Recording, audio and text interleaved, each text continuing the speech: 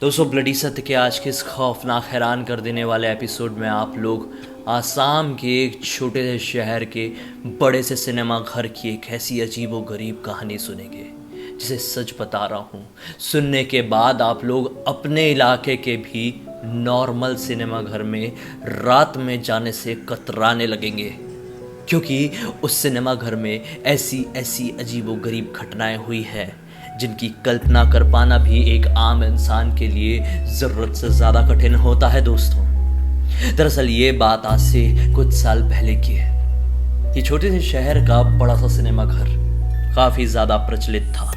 काफ़ी सारे शहर से लोग, दूर दराज के इलाके से लोग यहाँ पर फिल्में देखने आते थे। काफ़ी ज़्यादा लग्जरी वाली चीज़ें यहाँ पर मौजूद थी। महंगी टिकट भी नहीं थी, इसलिए उसका प्रचलित होना तो स्वाभाविक था।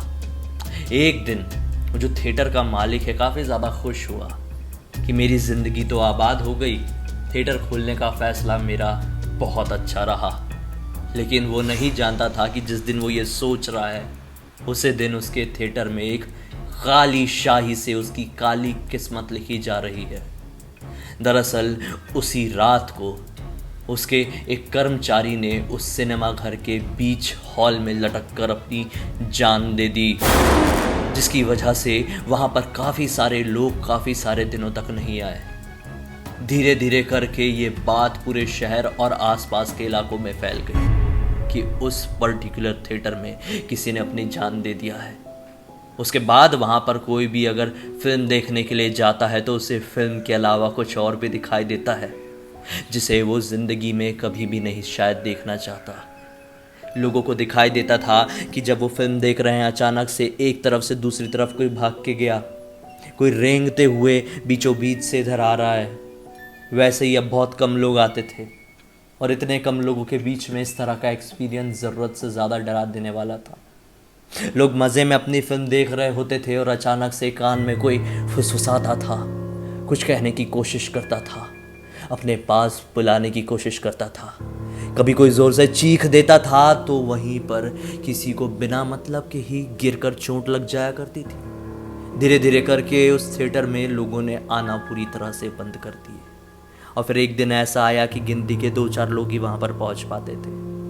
थिएटर का मालिक सोच रहा था कि मैं इस थिएटर को जल्द से जल्द बंद कर दूंगा, लेकिन काफ़ी दिनों की मेहनत के बावजूद वो इस थिएटर को खोल पाया था।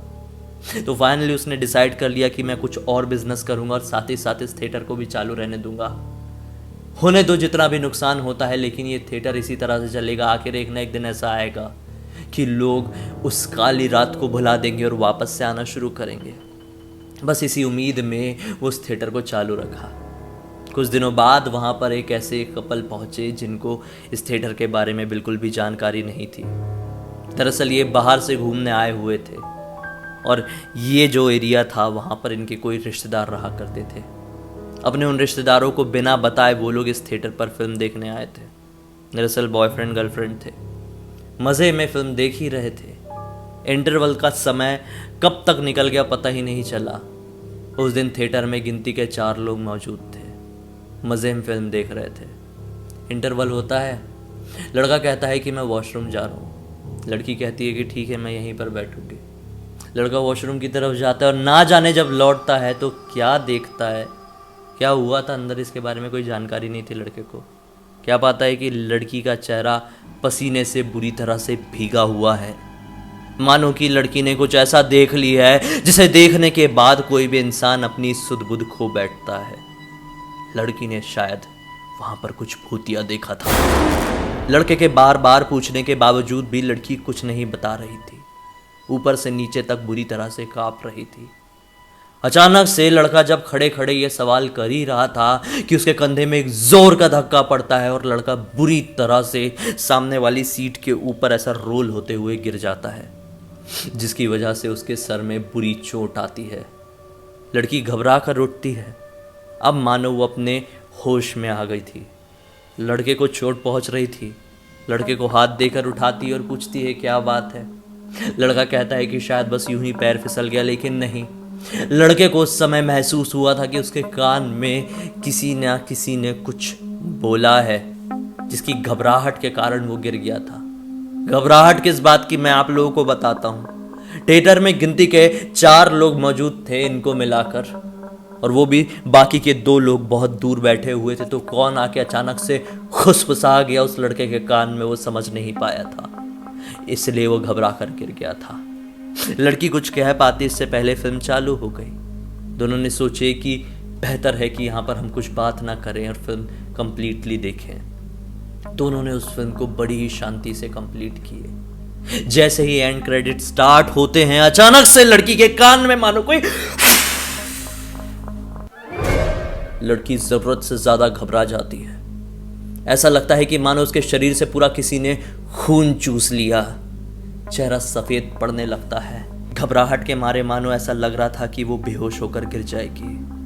कुछ नहीं कहती है, लड़के से केवल इतना कहती है कि चलो हम लोग यहाँ से जल्द निकल कर बाहर चलते हैं। उठकर दोनों जाने ही लगते हैं, और जैसे ही उस सिनेमा घर के बाहर पहुंचते हैं तो अचानक से उस सिनेमा घर में लाइट पूरी तरह से कट हो जाती है, और मानो जिस कमरे से, जिस हॉल से वो लोग बाहर निकले थे, उसके दरवाजे से एक भागती हुई सफेद रंग की एंटिटी लड़के के पास आती है और लड़की वहीं पर बेहोश हो जाती है। लड़की के ऊपर जैसे तैसे करके पानी डाला जाता है, उसे होश में लाया जाता है। लगभग 10 मिनट लग जाते हैं लड़की को होश में आने में। लड़की होश में आने के बाद लड़के को एक एक बात बताती है कि जब वो वॉशरूम के लिए गया था, उसने लिटरली अपनी आंखों के सामने एक इंसान को लटकते हुए देखा था। लड़की इस मंजर को यकीन नहीं कर पा रही थी। वो कुछ समझ पाती उससे पहले ही अचानक से बाजू से एक चेहरा आया और मानो कि उसे जोर से बाइट करने ही वाला था। उसने आंख बंद करके भगवान का नाम ली और वो एंटिटी उसके सामने से गायब हो गई। और फिर उसके बाद लगातार उसी एंटिटी का चेहरा उस लड़की को उस पर्दे में दिखाई दे रहा था। वो पूरी तरह से ब्लैंक हो चुकी थी, उसे कुछ भी समझ में नहीं आ रहा था, पसीना पसीना हो चुकी थी। और उतनी देर में वो लड़का वॉशरूम से वहां पर पहुंचा और उसके बाद हो सब कुछ हुआ जो मैंने आप लोगों को बताया। जब ये बात वो लड़का सुनता है तो जरूरत से ज्यादा घबरा जाता है। थिएटर के मैनेजर को बुलाता है और मैनेजर आखिरकार वहीं पर मौजूद मालिक को बुलाता है, और मालिक उस दिन समझ जाता है कि मुझे इस थिएटर को हमेशा हमेशा के लिए बंद कर देना चाहिए, नहीं तो किसी तरह की कोई अनहोनी हो गई तो सारा इल्जाम मेरे ऊपर आएगा और नाम बर्बाद हो जाएगा, मिट्टी में मिल जाएगा। उसका फैसला बिल्कुल सही था। जो कुछ भी सोचा था उसे वही करना चाहिए था।